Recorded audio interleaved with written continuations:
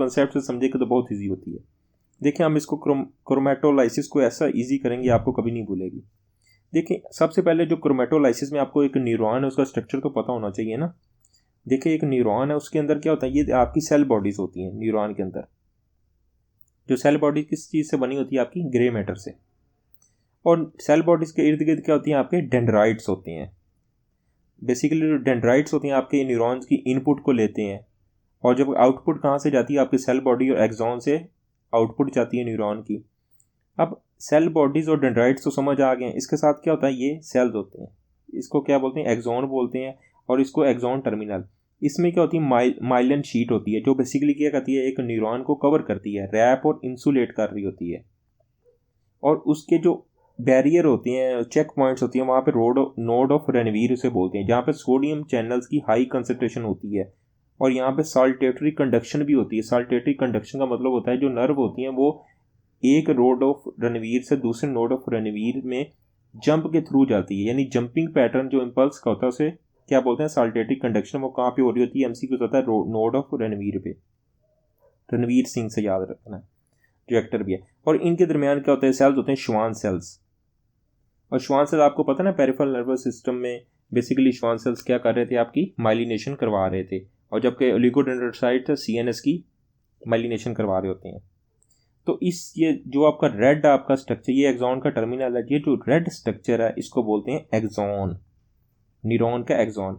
Basically जो अगर axon की इंजरी हो जाए, तो एक्सॉन की इंजरी होने की वजह से जो सेल बॉडी का रिएक्शन आता है, न्यूरॉन की सेल बॉडी का रिएक्शन, उसको क्या बोलते हैं, क्रोमेटोलाइसिस बोलते हैं। अब आपको नहीं भूलेगा, एक्सॉन की इंजरी में जो सेल बॉडी का रिएक्शन है उसको क्रोमेटोलाइसिस बोलते हैं। और उसके नतीजे में क्या होता है, प्रोटीन की सिंथेसिस ज़्यादा होती है। प्रोटीन की सिंथेसिस इस वजह से ज़्यादा होती है ताकि जो डैमेज एक्सॉन हो चुका है उसको रिपेयर किया जा सके। आप इस चीज़ को फर्स्ट एड में देखें, आप बहुत ईजी लिखा हुआ है इसमें। देखिए उसने लिखा, अगर आप शुरू में पढ़ते आपको थोड़ी परेशानी होनी थी, लेकिन आपको मैंने कंसेप्ट वाइज समझाया कि रिएक्शन ऑफ न्यूरोनल, यानी न्यूरॉन की सेल बॉडी के रिएक्शन को नतीजा एक्सोनल इंजरी हो जाए, उसका जो एक्सोनल इंजरी होने की वजह से जो न्यूरॉन का सेल बॉडी का रिएक्शन है उसको क्या बोलते हैं, हम क्रोमेटोलाइसिस बोलते हैं। उसके नतीजे में क्या होती है, ऐसी चेंजेस आती है जो प्रोटीन की सिंथेसिस बढ़ा देती हैं, जिसकी वजह से जो एक्सॉन डैमेज हो चुका है उसको रिपेयर किया जा सके। और सबसे पहले इसमें क्या होता है, इस चीज़ को समझें। ये बेसिकली आपका जो इंजर्ड है, यहाँ पे आपका न्यूरॉन एक इंजर्ड हो गया, उसके नतीजे में क्या होता है, आपके प्रॉक्सिमल क्या होता है, अगर न्यूरॉन इंजर्ड हो गया तो उसके प्रॉक्सिमल क्या होती है, क्रोमेटोलाइसिस होती है। क्रोमेटोलाइसिस बेसिकली क्या है, एक्सॉन डैमेज होने के नतीजे में जो न्यूरॉन की जो सेल बॉडी का रिएक्शन है उसको बोलते हैं। उसमें 3 प्रोसीजर होते हैं। नंबर 1, एक तो क्या होती है आपकी जो सेल बॉडी के अंदर क्या हो रहा था, आपका जो राउंड सेलुलर स्वेलिंग आती है। नंबर 1, राउंड सेलुलर स्वेलिंग आती है, राउंड हो जाती है। उसके नतीजे में क्या होता है, जो आपका न्यूक्लियस पड़ा होता है सेंटर में, वो क्या होता है, वो पेरिफ्री में आ जाता है। ये न्यूक्लियस आपका पेरिफ्री में आ जाता है, displacement of nucleus to periphery में आ जाता है। थर्ड क्या होता है, आपका डिस्पर्जन होती है। जो नेसल सब्सटेंसेस है, नेसल सब्सटेंसेस कौन से, आपके आपके एंडोप्लाज्मिक रेटिकुलम वगैरह क्या होते हैं आपके, वो एंडोप्लाज्मिक रेटिकुलम वगैरह क्या होते हैं आपके, डिसअपियर हो जाते हैं। ये 3 रिएक्शन आती हैं। अब इस चीज़ को समझें, उसने बोला है कि इस चीज़ के क्रोमेटोलाइसिस में क्या होता है, 3 चीज़ें होती हैं। जो राउंड सेलुलर स्वेलिंग होती है, और न्यूक्लियस क्या होता है, उसकी डिस्प्लेसमेंट वो पेरिफ्री में आ जाता है सेंटर से। और थर्ड का जो नेसल सब्सटेंसेस होते हैं वो क्या होती हैं, वो डिसअपियर हो जाती हैं थ्रू आउट साइटोप्लाज्म। वो कौन सी आपके एंडोप्लाज्मिक रेटिकुलम्स है, एंडोप्लाज्मिक रेटिकुलम्स है, ठीक है। अब दूसरी जो इंपॉर्टेंट टर्म है, वलेरियन डीजनरेशन क्या होती है। देखें वलेरियन डीजनरेशन, ये देखें डीजनरेशन, यहाँ पे डीजनरेशन, डिसइंटीग्रेशन का मतलब क्या होता है, डीजनरेशन हो रही होती है आपके एक्सॉन और माइलिन शीथ की।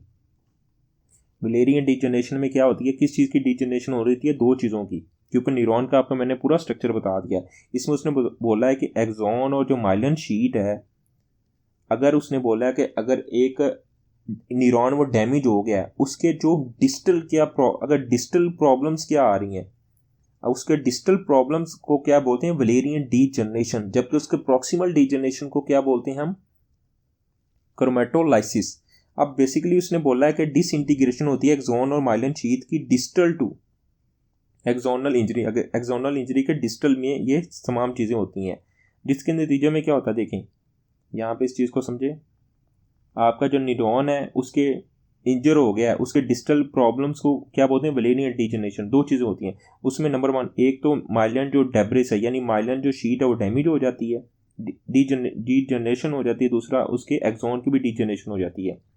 और यहाँ पे पड़े होते हैं माइक्रोगेलिया, इनफिल्ट्रेशन। माइक्रोगेलिया आपको पता है ना, मैंने आपको सेल बताया, ये बेसिकली क्या होता है, माइक्रोगेलिया होती हैं जो सेंट्रल नर्वस सिस्टम के जो मैक्रोफेजिस सेल हैं, ये एमसीक्यूज भी है, सेंट्रल नर्वस सिस्टम के मैक्रोफेजिस सेल को क्या बोलते हैं, माइक्रोगेलिया। तो माइक्रोगेलिया यहाँ पे आता है, ये जो एक्सॉन है माइलिन का जो डेब्रिस है इसको रिमूव कर देता है।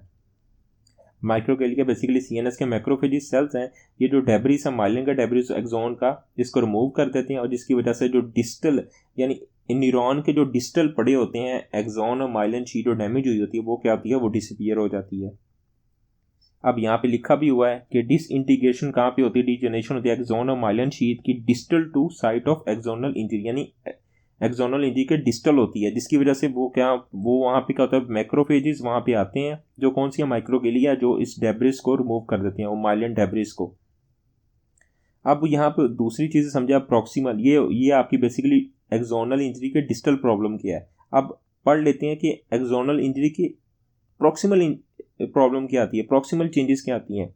अब यहाँ पे इस चीज़ को रिमूव करते हैं, यहाँ पे देखें ये ब्लैक से लिखा हुआ है, प्रॉक्सिमल जो चेंजेस क्या आती हैं, इसमें नंबर 1 जो एक्सॉन होता है एक्सोनल, उसकी रिट्रैक्शन होती है, वो रिट्रैक्ट करता है। रिट्रैक्ट क्यों करता है, क्योंकि ये आपकी जो रिट्रैक्शन करने की वजह से न्यूरॉन के वहाँ पे एक बल्ब की यहाँ बल्ब लाइक स्ट्रक्चर बन जाता है, जो बल्ब यहाँ पे बल्ब की तरह बन जाता है, वो क्या करता है, वो बेसिकली आपका बल्ब की फॉर्मेशन टाइप स्ट्रक्चर बन देता है एक्सोनल रिट्रैक्शन की वजह से। वो उसका नतीजा ये निकल, सेल बॉडी है, सेल बॉडी से क्या होता है, आपकी न्यू प्रोट्रूजन निकलती है, न्यू फॉर्मेशन होती है।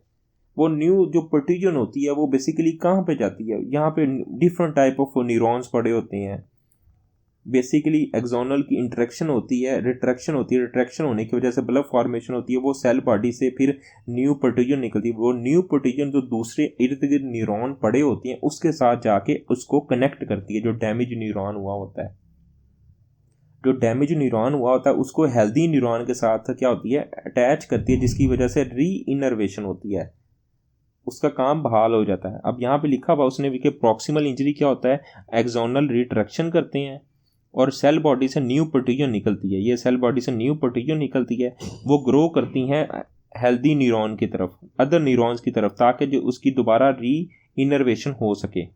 अब बेसिकली क्रोमेटोलाइसिस बेसिकली क्या करवाता है, ये सर्व करता है एज अगर एक्सॉन की डैमेज हो जाए तो उसकी रीजनरेशन करवाता है, नंबर 1 सर्व एज प्रिपेयर करता है एक्सोनल रीजनरेशन के तौर पर, और फंक्शनल रिकवरी करवाता है, ठीक है।